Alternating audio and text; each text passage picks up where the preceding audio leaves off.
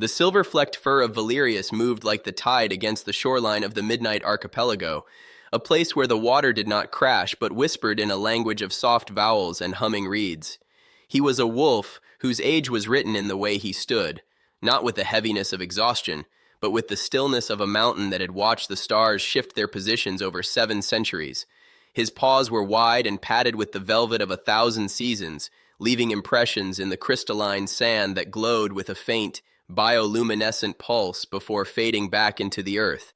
Valerius did not howl. He had long ago traded his voice for the ability to hear the internal melodies of the world, the sap rising in the ancient cork trees, and the slow rhythmic breathing of the islands themselves.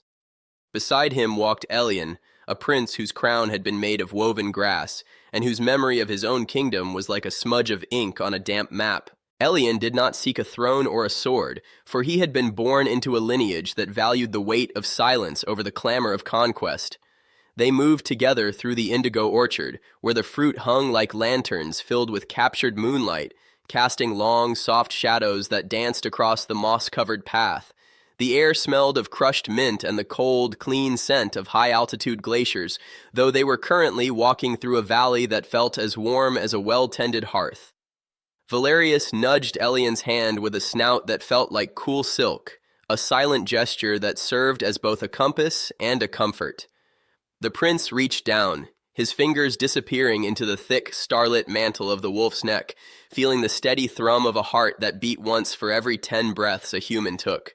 They were traveling toward the horizon of echoes, a place where the past was not a ghost, but a gentle mist that one could walk through to find clarity. Elian's boots made no sound on the path, for the ground here was composed of fallen petals from the ever-blooming willow, a tree that grew downward from the sky, its roots entangled with the clouds. The wolf paused to sniff a cluster of dream lilies, their petals curling and uncurling in time with the prince's thoughts, shifting from pale violet to a deep, resonant azure. There was no urgency in their pace because time in this realm did not flow like a river. It pooled like a quiet lake, deep and undisturbed by the winds of the outer world. Valerius looked at the boy with eyes that contained the swirling nebulae of a distant galaxy, amber and gold mixing with the darkness of the void. He communicated through the pressure of his shoulder against Elian's leg, guiding him away from the thorns of doubt and toward the clearing of quiet resolve.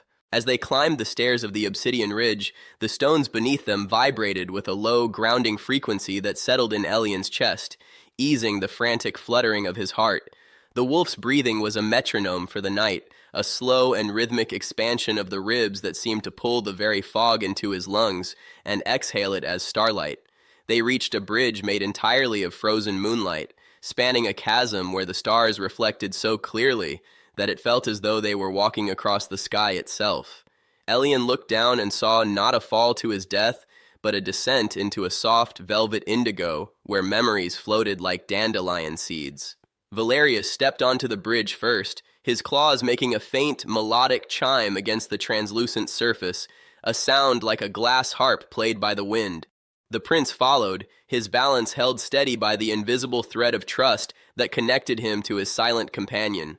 They were not running from a dragon or a curse, but rather walking toward a version of home that required no walls or gates. In the center of the bridge, they stopped to watch the migration of the celestial whales, enormous creatures of light that drifted through the atmosphere, their songs so low they could only be felt in the soles of the feet. Valerius sat on his haunches, his tail sweeping across the moonlight bridge, creating ripples of white light that cascaded over the edge. Elian sat beside him, leaning his head against the wolf's flank, feeling the warmth of the beast's ancient spirit seeping into his bones. The prince realized then that his kingdom was not a place on a map, but the feeling of being known without the need for words. The wolf turned his head and licked the prince's cheek, a gesture that tasted of mountain water and ancient ozone. They continued their journey as the sky shifted from indigo to a deep royal plum, the stars growing larger and softer like glowing fruit. They entered the forest of whispering bark, where every tree held the secret of a different dream, recorded in the intricate patterns of their rings. Valerius led Elian to a tree that looked like it had been carved from white marble, its leaves shimmering with a pearlescent sheen. This was the tree of the first thought, and as Elian touched it, he remembered the smell of his mother's hair and the sound of his father's laugh before it had been sharpened by the duties of the crown. The wolf watched with a protective gaze, his ears twitching at the sound of a distant falling star, a tiny sizzle in the fabric of the night. There were no enemies here, only the slow unfolding of a soul in the presence of an eternal guardian. Valerius began to glow with a soft inner radiance, his fur becoming a beacon in the dimming light of the forest. They came to a river that flowed upward, its water a liquid silver that carried the weight of gravity away from anyone who drank from it. Elian cupped his hands and took a sip, feeling a lightness spread through his limbs until his feet barely touched the ground. The wolf drank beside him, his reflection in the water showing a creature that was half beast and half constellation. They spent an eternity in a single hour, watching the fireflies weave tapestries of gold between the branches of the ancient oaks. Valerius lay down in a bed of ferns that smelled of rain and old books, inviting Elian to rest. The prince curled into the warmth of the wolf's belly, the long fur acting as a blanket that smelled of wood smoke and cedar. As Elian drifted into a sleep that was deeper than any he had known in the stone halls of his palace, Valerius kept watch, his eyes never closing, his presence a fortress of peace.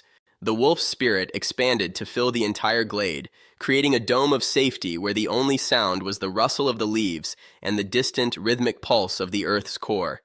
In the morning, which was not a sunrise but a softening of the purple sky into a pale, translucent rose, they found themselves at the edge of the great basin of stars. Here the world ended not in a cliff, but in a gentle slope that led into a sea of soft, glowing dust. Valerius stood at the threshold, his silhouette sharp against the morning light, a sentinel of the 777 years he had carried. He nudged Elian forward, not to leave him, but to show him that he was now the master of his own internal geography. The prince looked back at the wolf and saw that Valerius was smiling in the way a forest smiles when the first rain of spring hits the soil. They walked into the sea of stars together, their footsteps silent, their hearts synchronized, two wanderers who had found the only thing worth searching for, the profound, unshakable peace of being exactly where they were meant to be. The journey did not end with a return to a throne, but with the realization that the throne was the wolf, the stars, and the prince himself, all woven into a single, beautiful tapestry of existence. As the last of the indigo faded into the softest pink, the world seemed to hold its breath in a moment of pure, unadulterated stillness, and in that silence, Elian finally understood the language Valerius had been speaking all along. It was the language of the heart, a song without a melody, a story without an end, a warmth that would never fade even when the stars themselves grew tired and went to sleep.